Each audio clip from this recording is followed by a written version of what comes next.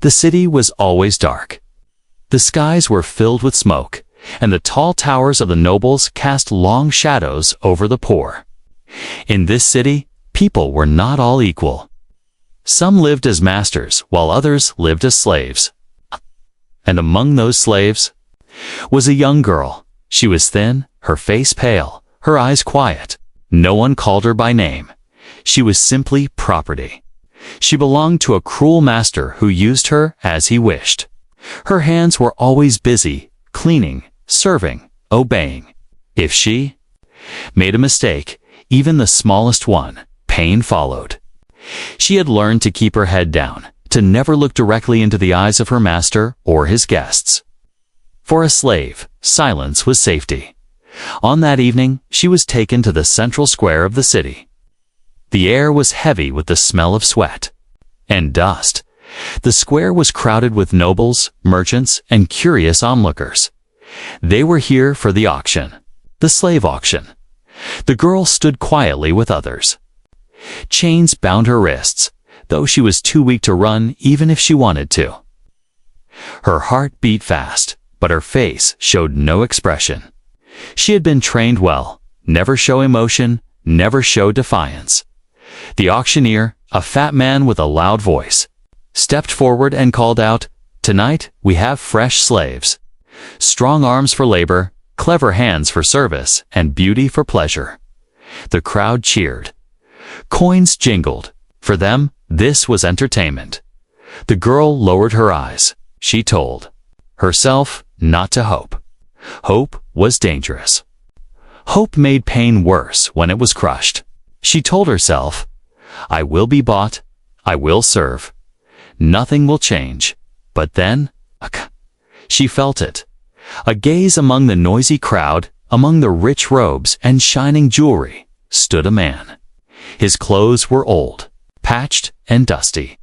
His hair was unkempt, his hands rough from labor. He looked like a beggar compared to the nobles. No one paid him attention. No one cared, but his eyes. His eyes were locked on her. The girl's chest tightened.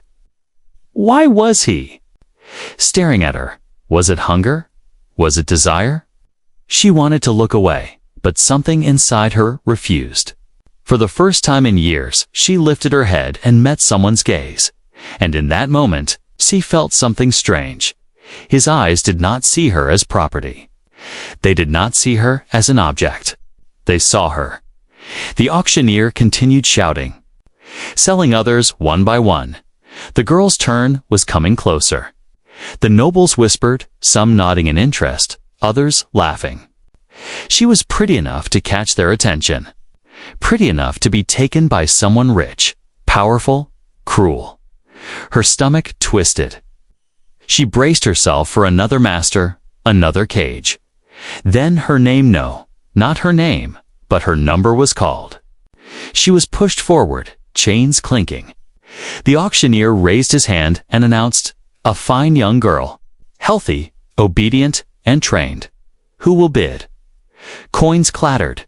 Voices rose. The price climbed higher. The girl closed her eyes. And then a voice, soft but firm, cut through the noise. "I will buy her." The crowd turned. Some laughed immediately. It was the poor man, the one in rags. His voice was calm, but his hands trembled slightly as he reached into his pocket. Slowly, he pulled out a single coin. Just one. His last dot. The auctioneer blinked. Then burst out laughing. "One coin? Are you mad? Do you think this is a charity?" The crowd roared with laughter, mocking the poor man. "A beggar wants a slave," someone shouted. "He can't even feed himself." Another jeered. The man did not answer them. He simply held out the coin. His eyes stayed on the girl, steady, honest. For a long moment, the auctioneer hesitated. By law, any offer was valid, no matter how small. The nobles expected him to throw the poor man out, but he smirked instead. He thought it would be entertaining, a joke, so he slammed his hammer down. Sold to the beggar with one coin. The crowd exploded in laughter and applause. not because they admired the man, but because they enjoyed the humiliation. The girl was shoved toward him. Her chains were released. She stumbled, confused, and stood in front of her new master. She expected cruelty. She expected hunger. She expected to fall into yet another life of pain. But the man only looked at her gently and whispered words she could hardly believe. "You are free now." The world froze. The girl blinked, certain she had misheard. Free slaves were never freed. Not for one coin. Not for anything. She looked at him, truly looked at him, and for the first time in her life, she felt the faintest spark of something she had never known before. Hope. The crowd booed and mocked, but the man ignored them. He took her hand not roughly, not like an owner, but carefully, like someone holding something precious. He led her away from the square, step by step, while the people jeered behind them. The girl's heart pounded. She did not know what awaited her. She did not know who this man really was. But deep inside, a question echoed in her soul. Why would a poor man spend his last coin on me? The city square slowly emptied after the auction. The nobles walked away, their slaves following behind with bowed heads. But one scene remained burned into everyone's memory. The poor man spending his last coin to buy a girl no one thought he could keep. The man held her hand as they left the market. His grip was not harsh, not commanding. It was steady, almost protective. The girl followed quietly, her mind spinning with confusion. Why did he buy me? Why did he say I was free? For her whole life, freedom was a word she never dared to imagine.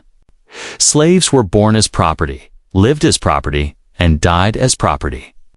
Freedom was only a dream told in secret whispers, never a truth. The streets they walked were narrow and rough. The man's house was not in the rich district with polished stones and glowing lanterns. No, he led her deeper into the poor quarter, where homes leaned against each other, walls cracked, and children played barefoot in the dust. Dogs barked as they passed, and neighbors peeked from windows, whispering when they saw him with a new girl Dot. At last he stopped in front of a small wooden door. The house was old, barely standing, but it was his. He pushed the door open and motioned her inside. The girl stepped carefully, her eyes darting around. The room was simple. A table with 2 chairs, a small bed against the wall, a shelf with old tools, no guards, no whips, no golden chains. She turned to him, waiting for an order. Kneel, cook, clean. That was the way of life. That was all she knew. But instead, the man pointed to the chair at the table and said softly, "Sit." The word shocked her more than a slap would have. Slaves did not sit at tables. They stood. They waited.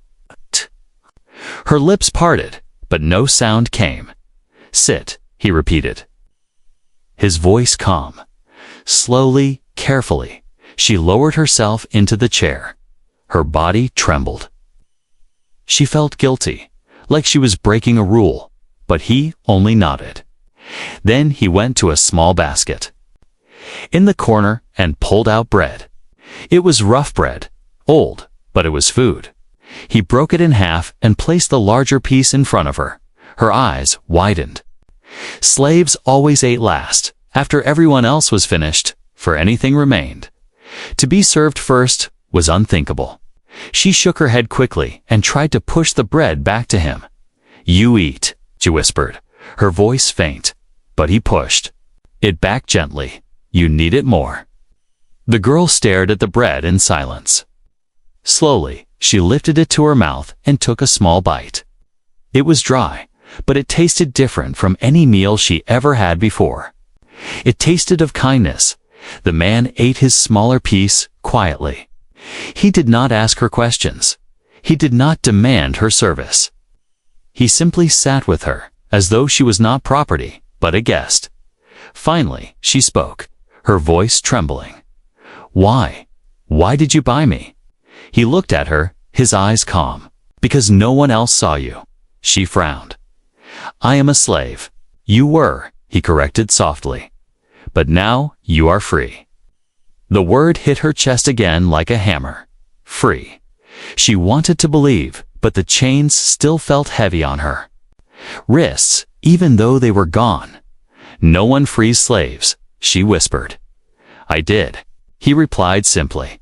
Her eyes searched his face, looking for lies, for hidden cruelty. But all she saw was tiredness and truth. That night he offered her the bed. She refused at first, afraid. Slaves never slept in beds. She curled on the floor out of habit, but he shook his head. "Sleep there," he said gently, pointing to the bed. "It is yours now." She hesitated, then slowly climbed onto it. The sheets were old, thin, but to her they felt like silk. Tears filled her eyes as she turned away, hiding her face. She did not understand this man. He had nothing. Yet he gave her everything he had. Outside, however, the city was not silent. In the noble district, voices rose in anger. The girl was not just any slave. She had been owned by a powerful house, and her disappearance was already being discussed. She was taken by a beggar. A soldier reported. "Find them," the noble hissed. She must be returned. Oh, she was. Never meant to be free. The next morning, the girl woke to the smell of cooking. The man had lit a small fire and boiled water with scraps of vegetables. It was not much, but it was warm. He placed the bowl in front of her without a word. She looked at him, confused again. No one had ever cared if she ate, if she slept, if she lived. And yet, here was a man with nothing, treating her like she mattered. She felt fear. Fear that it was a trick. Fear that it would be taken away. And fear of something else. Something new. Fear of hope growing too strong inside her heart. As she lifted the spoon, the man spoke quietly. "From this day, no one owns you. You walk beside me, not behind me." The girl froze, the spoon in. Her hand shaking. No chains, no orders, no cage. Could this be real? She did not know. But one thing she felt, deep in her bones, her life had changed forever. And in the distance, danger was already moving toward them. The morning sun crept through the cracks of the man's small wooden house. Dust floated in the light, turning the poor home into something strangely peaceful. The girl sat at the table, staring at the empty bowl in front of her. She had eaten. She was warm. She was not beaten. It all felt wrong. Her whole life had been rules. Kneel, bow, obey. But here, in this broken house, there were no orders, only kindness. And that kindness frightened her more than whips ever had. The man finished repairing a tool on the shelf, then glanced at her. "Do you want to walk outside?" he asked. She hesitated. Slaves never went outside freely. Outside meant danger. Outside meant punishment. But he only smiled, waiting patiently. After a long moment, she nodded. They stepped into the narrow street together. The people of the poor quarters stopped to stare. Whispers followed them. "That beggar freed a slave. Madness. He'll be killed. She'll run away the first chance she gets." The girl heard every word. Her cheeks burned, but she stayed close to him. His hand brushed against hers as they walked, and she realized something. He was not leading her. He was walking beside her. They passed children chasing each other, laughing without fear. The girl paused, watching them. She could not remember ever laughing like that. She could not remember a single day of play. A strange ache filled her chest. The man noticed her silence. "What are you thinking?" he asked. She shook her head quickly. Slaves did not share thoughts. But then she remembered she was free. Now, still, the words came out small. I never had a childhood." The man's eyes softened, but he did not press her. He only said, Then perhaps your new life can give you one." His words felt impossible, yet a seed of hope pushed quietly inside her heart. That night, she helped him cook a simple stew. He did not order her to do it. She offered on her own. As they worked side by side, she noticed something about him. His hands were scarred, his shoulders tired, but he moved with patience. He was a man used to hardship, yet not broken by it. When the meal was done, he placed the bowl in front of her first, as always. She lowered her eyes, whispering, "You should eat first. You are the master here." He leaned closer, his voice firm but gentle. "I am not your master. You are not a slave. Remember that?" The words echoed in her mind all through the night. But while she wrestled with her new life, shadows moved in the noble district. The house that once owned her was restless. "She belongs to us," the noble lord growled, slamming his fist on the table. His advisors bowed low, fear in their eyes. "She has been seen with a poor man in the slums," one reported. "The beggar dares to keep her. Then take her back. The lord snapped, and burn his home if you must." Orders were given. Soldiers began to search the city. The man and the girl did not know it yet, but danger crept closer each hour. The next morning, the girl found herself sweeping the floor. She stopped halfway, confused. No one had told her to do it. No one had threatened her. She was doing it because she wanted to. She frowned. "Am I still a slave if I choose to serve?" The man entered, carrying a basket of wood. He noticed her troubled face. "What's wrong?" She bit her lip. "If I clean, if I cook, am I still just a servant?" He set the basket down and shook his head. "No. A servant works from fear. You work from choice. That is freedom." She looked at him in silence, her heart unsteady. Freedom. Choice. These were words she had never been allowed to touch before. Now they were in her hands, and she did not know how to hold them. Days passed. Slowly, the girl began to change.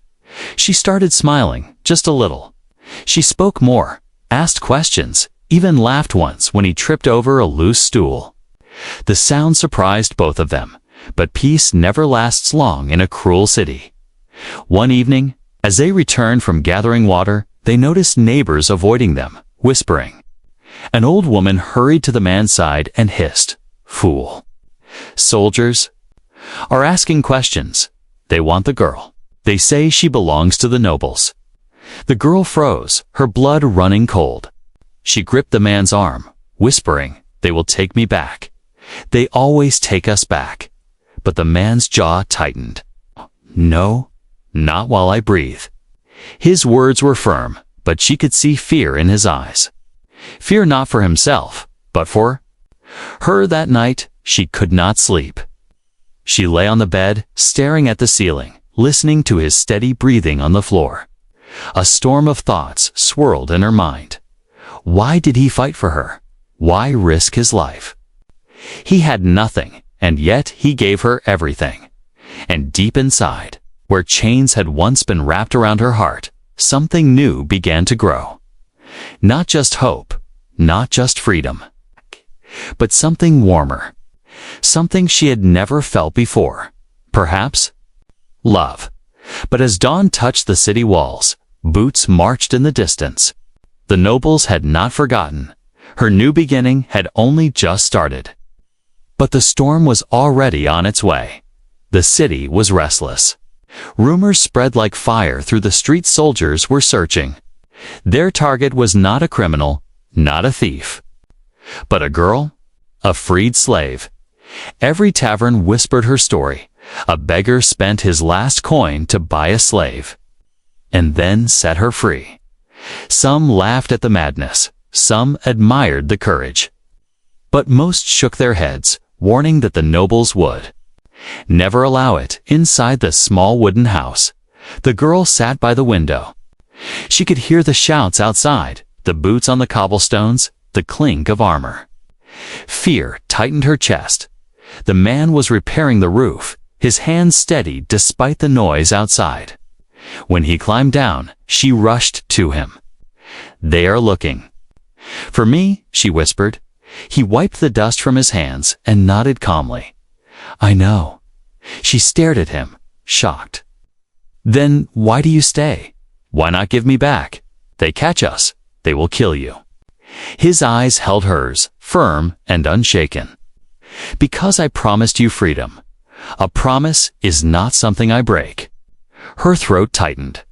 No one had ever spoken such words to her. But she also knew the truth. His promise could cost him his life. By evening, soldiers entered the poor quarter.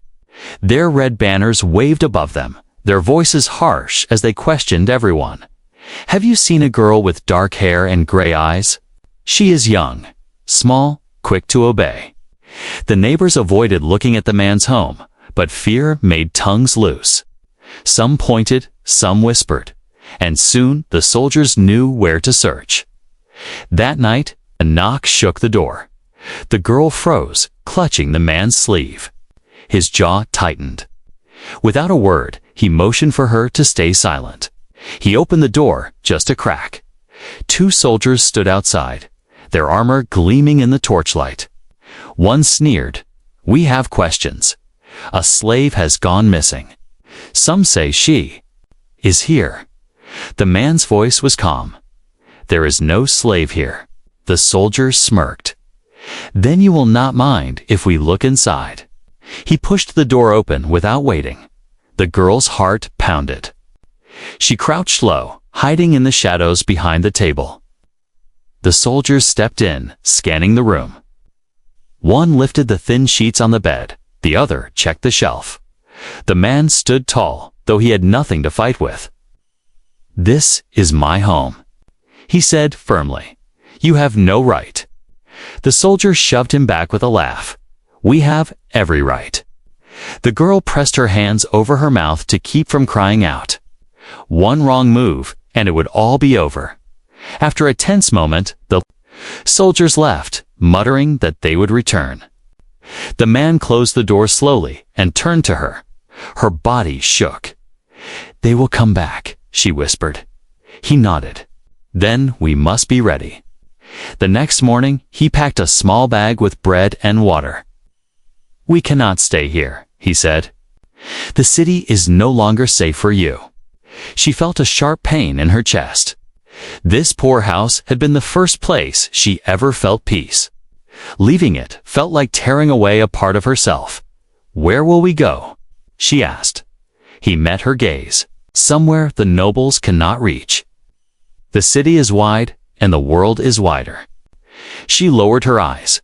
She wanted to trust him. She wanted to believe safety existed. But deep inside, she feared there was no such place. As they prepared to leave, neighbors came quietly. An old woman slipped bread into the girl's hands. A boy handed her a small blanket. "For the road," he said shyly. The girl's heart warmed. Not everyone mocked them.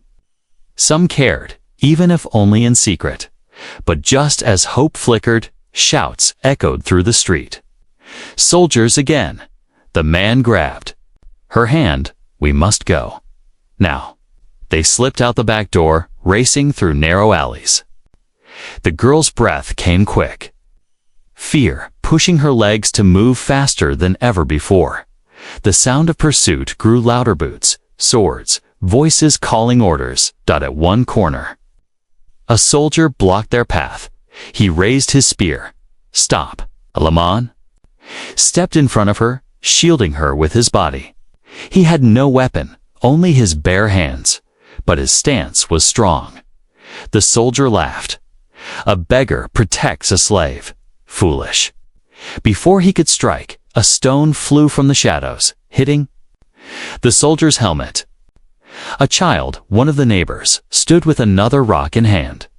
"Run!" he shouted. The man grabbed the girl's hand again. Together, they ran.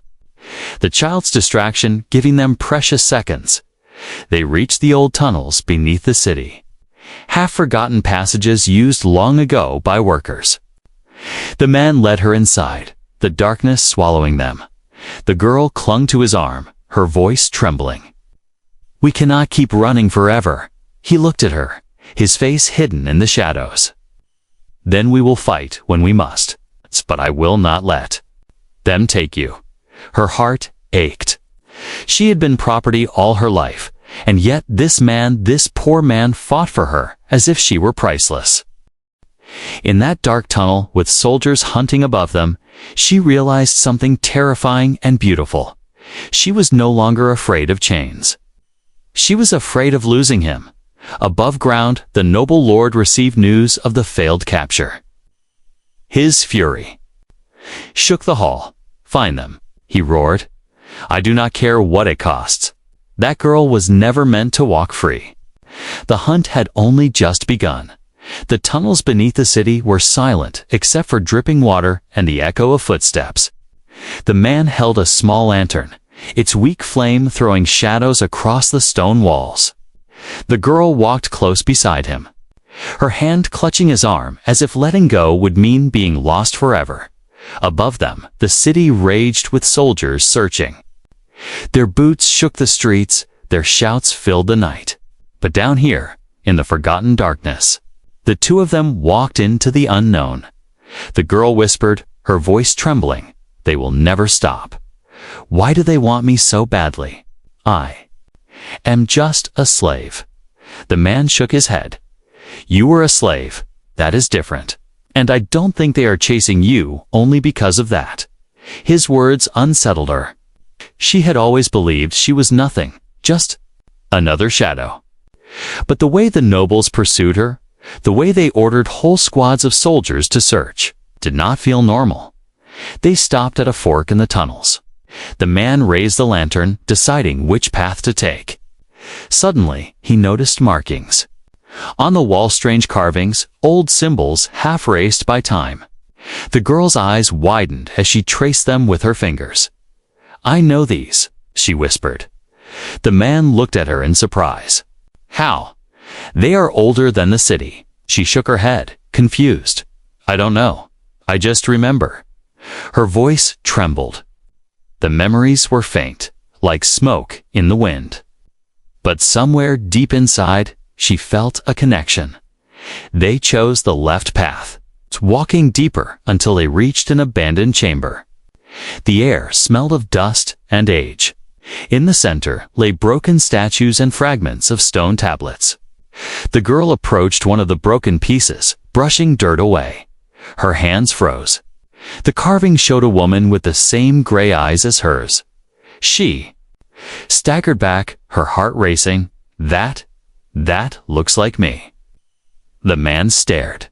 The resemblance was clear. The statue was of someone important, perhaps from long ago, but the same eyes, the same features were undeniable. Before they could speak further, a noise echoed behind them. Torches flared. Soldiers had entered the tunnels. "Run," the man whispered, grabbing her hand. The chase through the tunnels was merciless. The soldiers shouted, their torches flickering like fireflies in the dark. The man and the girl sprinted, their breaths ragged, feet slapping against wet stone. Arrows clattered against the walls. One scraped the man's shoulder, drawing blood. But he didn't slow. The girl glanced back, fear twisting in her chest. "They will catch us." "Not if we keep moving," he said, though his voice was tight with pain. At last, they reached a grate that opened into the outer fields beyond the city. The man pushed hard, forcing it open. They stumbled into the night air, gasping. The stars above stretched endlessly, far brighter than in the smoke-filled city. For a brief moment, the girl felt wonder. She had never seen the open sky like this. Never felt the wind on her face without chains on her wrists. But the sound of horns shattered the moment. Soldiers poured from the city gates behind them. "The hunt continues," the man muttered. They fled into the hills. Days passed in hiding, sleeping under trees, drinking from streams, sharing scraps of food. The man's wound worsened, but he said little. The girl began to see his sacrifice more clearly. He had given everything, his home, his safety, even his blood, just to keep her free.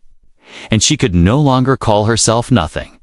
Because if she was nothing, why would the nobles fear her? One night, as the man lay resting, she stared at the stars and whispered, "Who am I?" And in her heart, she felt a memory stir. She was small, carried by a woman with gentle hands. She heard singing, soft and royal. Then fire, screams, darkness. She gasped, tears filling her eyes. The man stirred. "What is it?" I think. "I was taken as a child," she said, her voice breaking. "I don't think I was born a slave. I think I was stolen." The man's eyes widened, but he said nothing. He only took her hand, squeezing it gently. The next day, they reached a ruined village hidden in the hills. No soldiers here, only silence.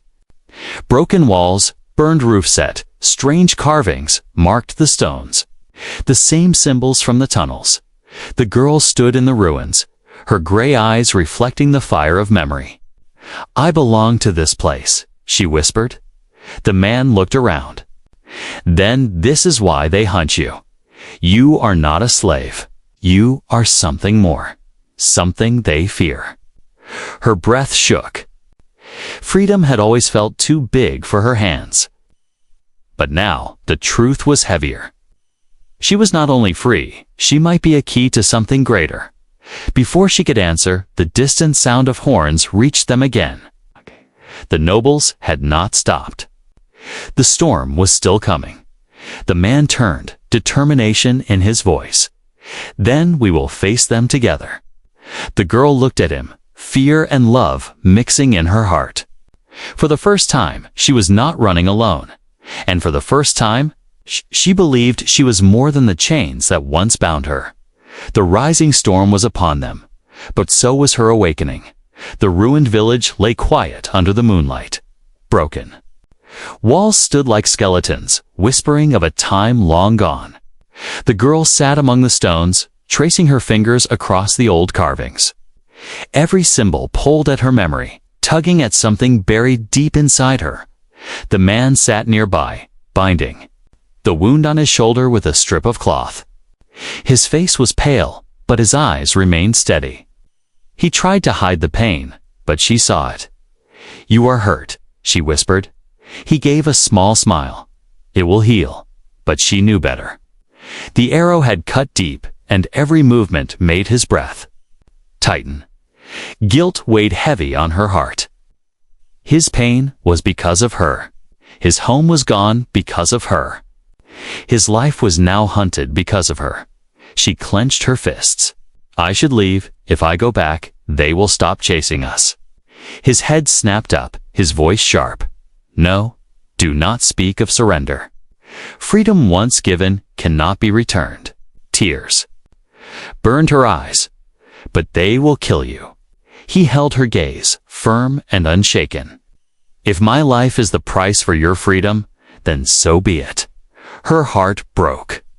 No one had ever spoken such words for her. She had been nothing to everyone. But to him, she was everything. The next morning, the storm arrived. Soldiers poured into the ruined village, their banners snapping in the wind. The noble lord himself rode at the front, his eyes sharp and cold. His voice thundered, "Return the girl, and the beggar may live. Resist, and you both will die." The girl froze. Her worst fear had come true. They would kill him just to drag her back into chains. The man stood in front of her, unarmed, his shoulders squared. "You cannot have her," he declared. The soldiers laughed. A poor man defying nobles, it was ridiculous. But the noble lord's eyes narrowed, studying him. Then shifting to the girl, "You think she is yours to protect." The lord sneered. "She was born to serve. She is property, nothing more. Hand her over." The girl trembled, her nails digging into her palms. She could not let him die for her. Not him. And then the soldiers surged forward. The man fought with his bare hands, grabbing a fallen spear, blocking blows with desperate strength. He moved like a man with nothing to lose, each strike fueled by his promise. But he was only one against many. Soon he was beaten down, held to the ground by soldiers. The noble lord smirked and turned to the girl. "You want him to live.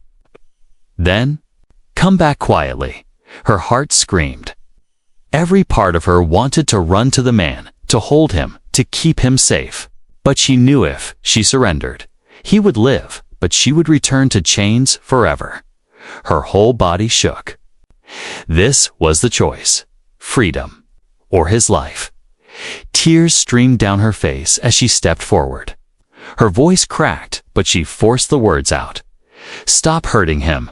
I will come back." The soldiers loosened their grip slightly, surprised by her surrender. The man's eyes widened in horror. "No, don't do this." She looked at him, her voice breaking. "I cannot let you die for me." The noble lord laughed, pleased. "Wise girl." He motioned for the soldiers to bring her forward. But as they reached for her, something inside her snapped. The memory of fire, of screams, of being taken as a child, it all came rushing back. And with it came something stronger. Not fear, not weakness, but power. She shoved the soldier's hand away, her voice rising in a cry that echoed through the ruins. "Am not your property." For the first time, she fought. Her fists struck. Her body moved with a strength she didn't know she had. The soldiers stumbled back, shocked by her defiance. The man struggled to his feet, his eyes blazing with pride. Together, side by side, they fought, one with a spear, the other with nothing but courage. The battle was chaos. The girl's heart pounded, but each move felt guided by something greater, something in her blood. It was as if the ruins themselves gave her strength. One soldier fell, then another. The noble lord shouted in rage, realizing this girl was not ordinary. She is of the old blood. He roared, "Do not let her escape." The words struck her like lightning. Old blood, royal blood. The truth was undeniable now. She was not a slave by birth. She was a stolen child of a royal line. The man heard the words too, but his eyes never left her. "It doesn't matter who you were," he shouted over the clash of steel. "It matters who you choose to be now." And in that moment, her choice was clear. She would not surrender. She would not go back to chains. She would fight not just for herself, but for him, for the promise he had given her, for the freedom they both deserved. As the sun set, the ruins echoed with the clash of battle.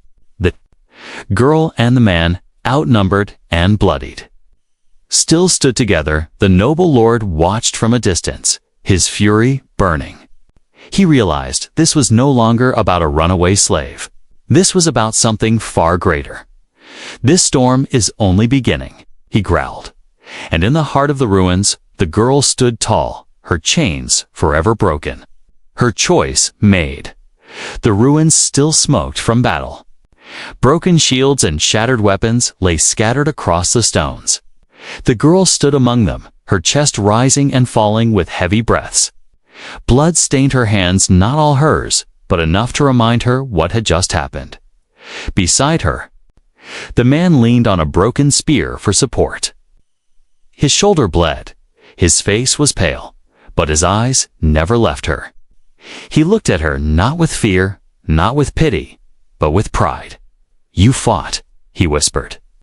His voice was weak, but steady. "You chose to stand." The girl's hands trembled. She could hardly believe it herself. All her life she had bowed, obeyed, remained silent. But tonight she had screamed, resisted, fought back. For the first time she had felt her own strength. Yet victory was not complete. The noble lord had fled before the battle was done, his soldiers retreating with him. His words still rang in her ears. She is of the old blood. Do not let her escape. The girl looked at the man, fear returning. He will come back. He will not. Stop. The man nodded. Yes, but you are not the same girl they once chained. Next time, you will be ready. The next day, they left the ruins behind. The path was long, through forests and across rivers, but they walked side by side. The man's strength was failing from his wound, and often she supported him. Her arms steady around his waist. Once he had carried her into freedom. Now she carried him forward. At dusk, they found a hidden valley. Smoke rose from small fires, and voices carried through the air. People lived here, men, women, children. They were poor, but their faces were not bowed with fear. They looked free. The man smiled faintly. This is a refuge. A place where nobles dare not come. The villagers welcomed them with cautious eyes. When they saw the man's wound, they rushed to bring herbs and bandages. When they saw the girl, they paused, whispering among themselves. One old man approached her slowly. His hands shook as he lifted a pendant from under his robe. Small, broken crest carved with the same symbol. She had seen in the ruins. Her breath caught. The symbol matched the one she had seen near the statue that looked like her. You, Dolne, whispered, his voice trembling. You have the eyes of the lost princess. The villagers gasped. Some bowed, some cried. The girl stepped back, shaking her head. No, no, I was a slave. I am nothing. But the old man shook his head. No chains can erase blood. No whip can erase destiny. You were stolen from us as a child. We thought you were dead. Her heart pounded. Princess. The word felt too heavy, too distant. She had been beaten, starved, forgotten. How could she be royalty? The man touched her shoulder gently. You do not need to be who they say you were. You only need to decide who you will be now. She looked at him, then at the villagers. Their eyes were full of hope, desperate hope, as if her very presence gave them strength. For the first time, she realized her freedom was not only hers. It could be theirs too. That night, the villagers gathered around a fire. The girl and the man sat together, watching sparks fly into the dark sky. A child ran up and handed her a flower, smiling shyly. She took it in her hands, her eyes softening. She remembered the laughter of children in the poor quarter, the kindness of neighbors who had helped them escape. She remembered the boy who had thrown a stone at a soldier to protect them. People had risked much for her, just as the man had, given everything for her freedom. She was no longer just one girl. She was a symbol. The man leaned close, his voice low so only she could hear. They see more in you than you see in yourself. Maybe one day you will too. Her chest tightened. She wanted to tell him the truth, that without him she would still be in chains, that he was the one who had truly given her life. But the words caught in her throat, stuck between fear and love. As the fire burned low, a rider came into the valley. His horse was foaming, his face pale with exhaustion. He dismounted quickly, shouting for the villagers to gather. The nobles march. He cried, "The Lord has sworn vengeance. He comes with an army. They will burn everything." Gasps filled the night. Mothers clutched children. Men reached for old weapons. The girl's blood ran cold. The storm was not over. It was only growing. She looked at the man. He was weak, leaning on her arm, but his eyes held fire. "We cannot run forever," he said. She nodded slowly. For the first time, she felt the truth of his words. Running had given her freedom, but fighting would give her future. The villagers turned to her. Their whispers rose again. Princess, savior, Hope. She stood tall, the firelight dancing in her gray eyes. "If they want me," she said, her voice strong, "then let them come. I will not go back to chains." The villagers cheered, their fear turning into courage. Beside her, the man smiled faintly, his hand finding hers. "You are not alone anymore." The night echoed with hope. But on the horizon, torches burned like stars, and drums of war thundered closer. The girl lifted, her head high, her heart steady. She had begun as a slave. Now she stood as something far greater. Her story was only beginning.